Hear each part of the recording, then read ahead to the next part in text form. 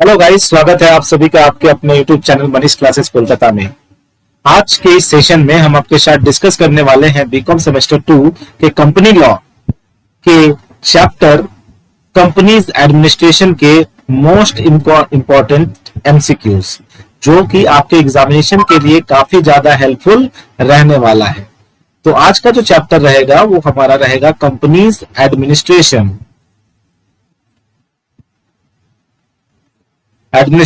इस सीरीज में हम आपको फिर से उसी तरीके से सारे के सारे वीडियो लेक्चर्स प्रोवाइड करेंगे एक सीरीज में, जिसमें 4 पार्ट्स होंगे और इन 4 पार्ट्स में हम आपके साथ कंपनीज एडमिनिस्ट्रेशन के 100 एमसीक्यूज क्वेश्चंस करेंगे, जो कि एग्जामिनेशंस के लिए वेरी वेरी इंपॉर्टेंट रहने वाले हैं और आपके एग्जामिनेशन पॉइंट ऑफ व्यू से वो काफी हेल्पफुल रहने वाले हैं।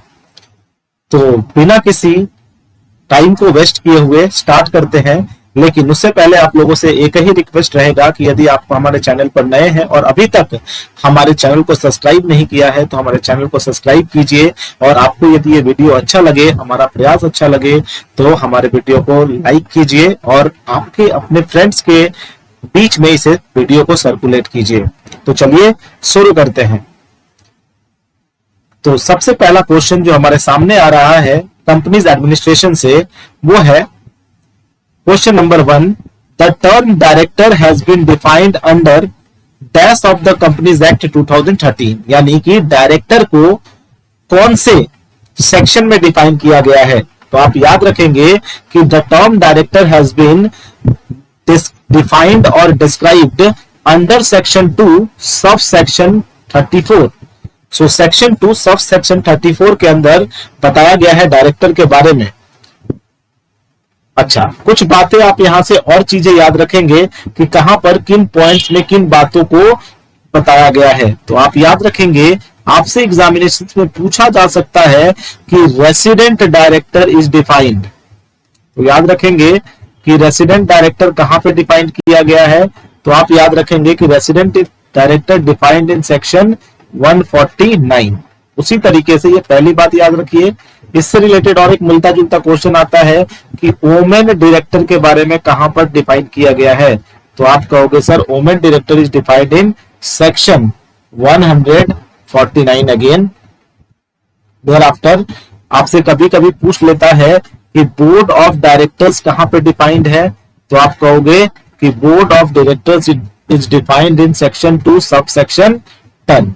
ओके, ये बातें आपको याद रहनी चाहिए।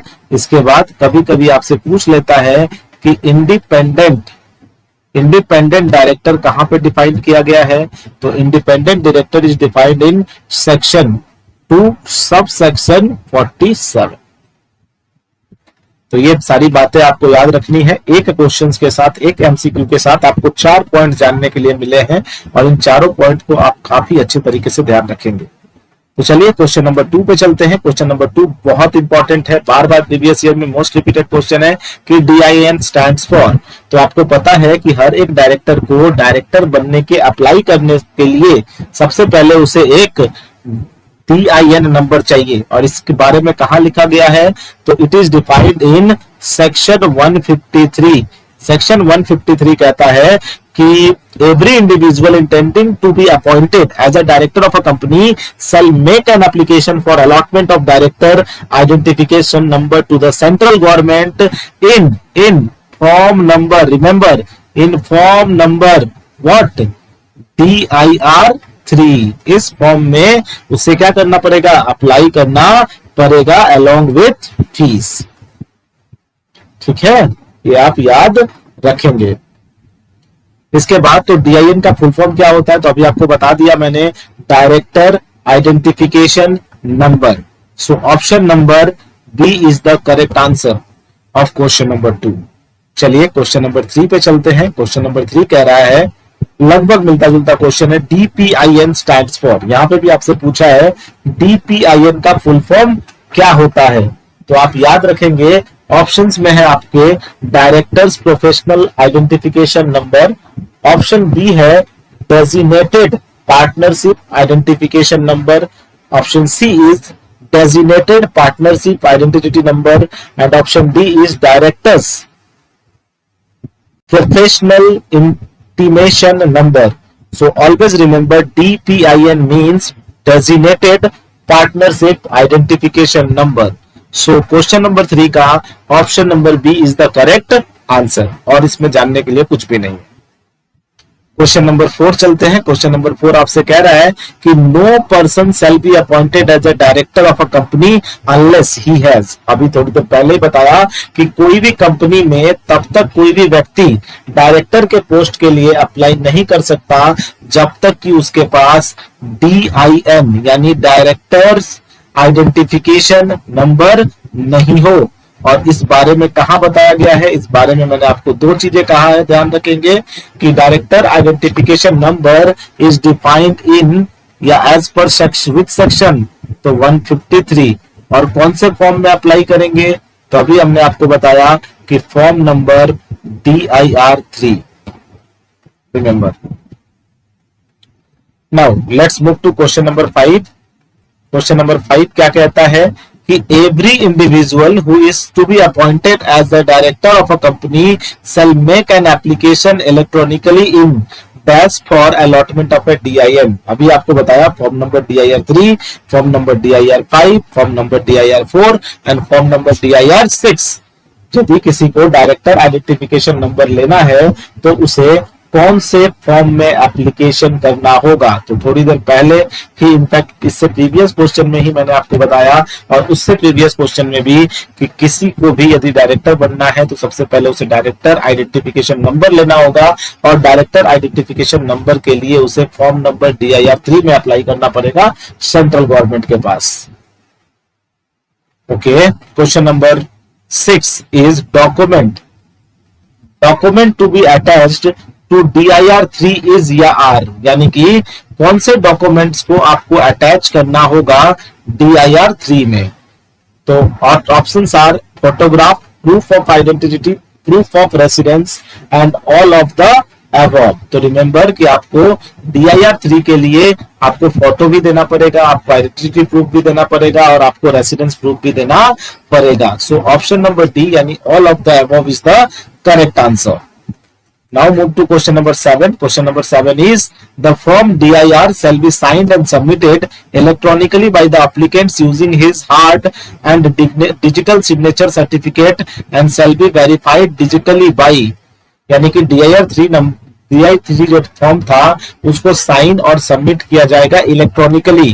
कौन करेगा? एप्लीकेंट उसको इलेक्ट्रॉनिकली यानी कंप्यूटर के थ्रू ही सिग्नेचर करेंगे by using digital signature certificate DSC के द्वारा।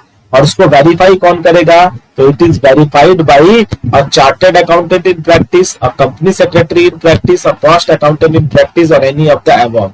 तो याद रखिएगा इन तीनों लोगों में से कोई भी एक व्यक्ति जो है उसको वेरीफाई कर सकता है, यानी चार्टर्ड अकाउंटेंट भी कर सकते हैं, CS भी कर सकता है, या कॉस्ट अकाउंटेंट भी कर सकता है।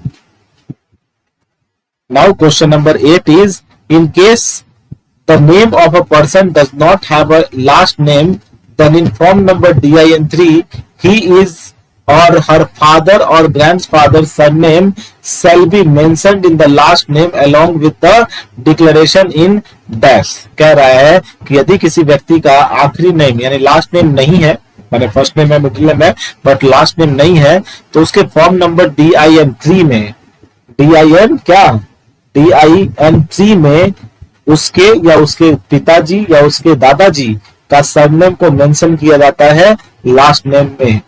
कौन सा फॉर्म है वो? तो it is form number DIR 3A। It is form number DIR 3A।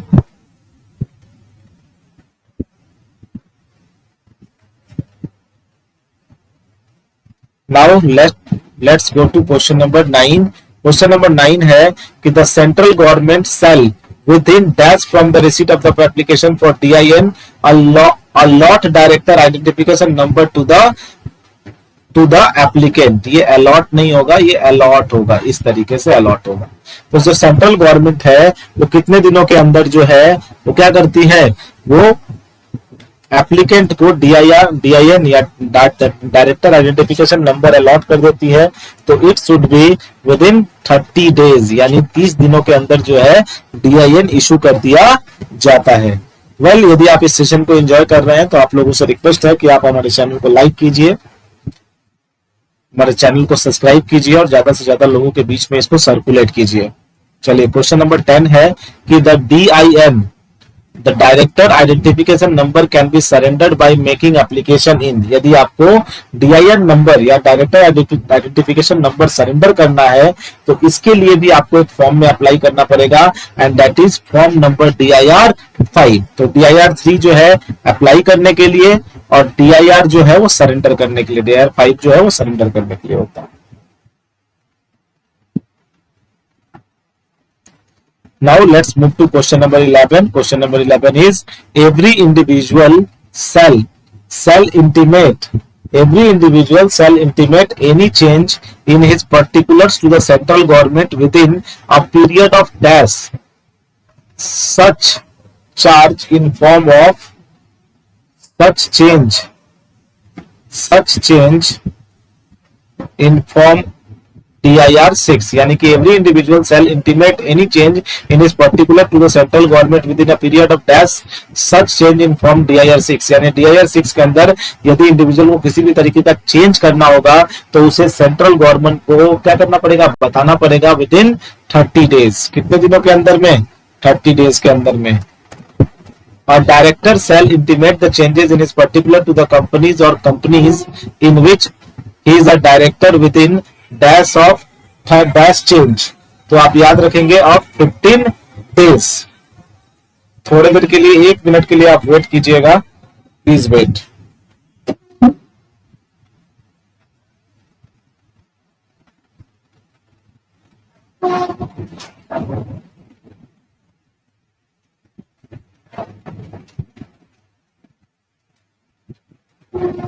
चलिए now move to question number 13। हम क्वेश्चन नंबर 13 पे चलते हैं।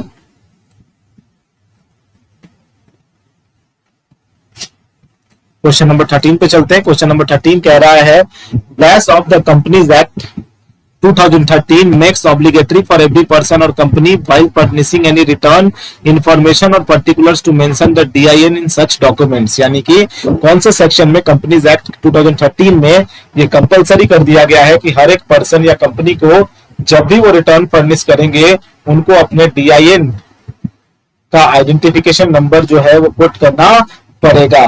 तो ऑलवेज रिमेंबर, ठीक है ना, always remember it is in section 158। कौन से सेक्शन में मेंशन किया गया है? तो इट इज इन सेक्शन 158 के अंदर।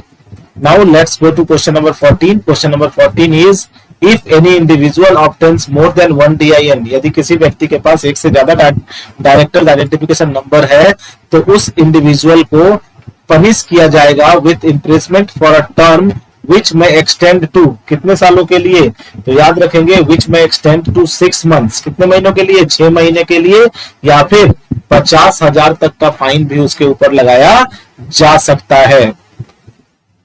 Now question number 15, the board of directors of a company shall consist of dash as directors. Board of directors of a company में कौन लोग होते हैं? Citizen of India, adult citizen of India, individuals or any of the above। So your answer will be board of directors of a company shall consist of individuals as a director। Now question number 16, a public company shall have minimum number of how many directors? तो याद रखिएगा public company में आप सभी को पता है कि मिनिमम 3 डायरेक्टर्स होते हैं। ये बहुत बार क्वेश्चंस रिपीट हुए हैं। अब private company shall have minimum कितने डायरेक्टर्स? तो मैंने इससे पहले भी आपको बताया है कि प्राइवेट कंपनी में जो मिनिमम नंबर ऑफ डायरेक्टर्स होते हैं उनकी संख्या 2 होती है। Always remember 2 is the correct answer. Now let's go to question number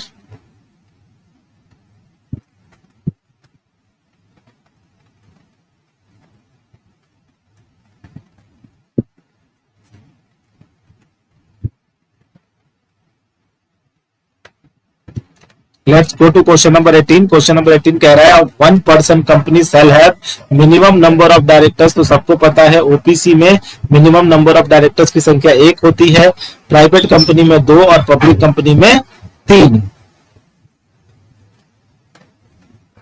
the maximum number of directors in a public company shall be, maximum number कितना होता है, तो आपको पता है कि पब्लिक कंपनी में जो मैक्सिमम नंबर ऑफ डायरेक्टर्स होते हैं उनकी संख्या 15 होती है।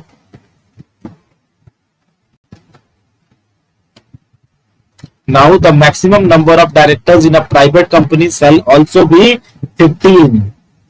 Okay, and the last one is the maximum number of directors in case of one person company is also 15. यहाँ पे ऑप्शन नहीं है, लेकिन आप यहाँ पे ऑप्शन ऐड कर लेंगे। मान लीजिए 1 को काट के हमने डी नंबर यहाँ पे लिख दिया 15, तो वन पर्सन कंपनी में भी कितने मैक्सिमम डायरेक्टर्स हो सकते हैं, 15 हो सकते हैं। Now question number 22, a company में appoint more than 15 directors after passing. सबको पता है कि कोई भी कंपनी चाहे तो 15 से ज्यादा डायरेक्टर रख सकती है, लेकिन उसके लिए उसे स्पेशल रिजोल्यूशन पास करवाना पड़ेगा। Thereafter question number 23, that is women director is required to be appointed by. तो आपको पता है वुमेन डायरेक्टर्स को कौन अपॉइंट करता है, तो every listed company, option 2 every other public company having paid up capital of rupees 100 crore or more, every other public companies having turnover of 300 crore or more, and any of the above. तो always remember कि कोई भी listed company या कोई भी public company जिसका turnover जो है वो 100 करोड़ से क्या होता है, ज्यादा का होता है, उन कंपनियों में जो वुमेन्स होती हैं उनको डायरेक्टर के रूप में अपॉइंट करना पड़ता है। Now let's move to question number 24. Women directors are required to be appointed by an unlisted company having paid up share capital of, unlisted company जिसका paid up share capital 100 crore या उससे ज्यादा हो, वहां पे वुमेन डायरेक्टर्स को appoint करना पड़ता है।